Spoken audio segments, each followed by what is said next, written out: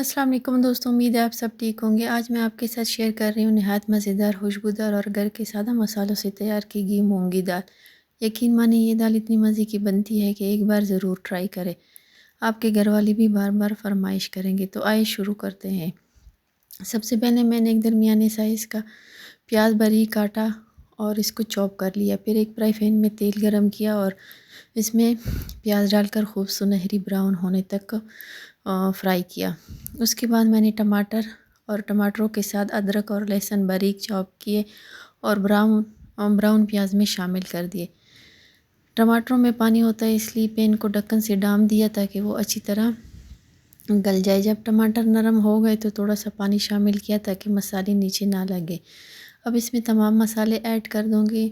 नमक, हल्दी, गरम मसाला और सालन मसाला और पिसा हुआ धनिया और ज़ीरा पिसा हुआ डालकर अच्छी तरह भुना ताकि तमाम मसालों का कच्चापन ख़त्म हो जाए और खुशबू निकल आए।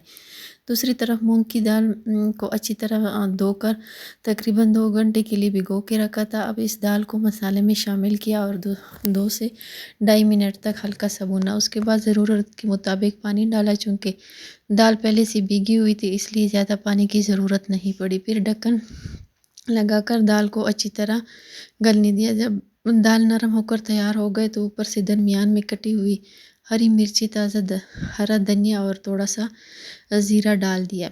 इससे दाल का जायका और खुशबू दोनों मज़ीद बढ़ गए। बस हमारी मज़ेदार मूंग की दाल तैयार है। आप भी ज़रूर बताएं कि मुझे कमेंट्स में बताएं कि आपको ये रेसिपी कैसी लगी। अगर वीडियो पसंद आई है, मेरी रेसिपी भी पसंद आई है तो वीडियो को लाइक, शेयर और कमेंट ज़रूर करें और मेरे चैनल को सब्सक्राइब करें और अपने दोस्तों और फैमिली के साथ ज़रूर शेयर करें। अल्लाह हाफ़िज़, टेक केयर।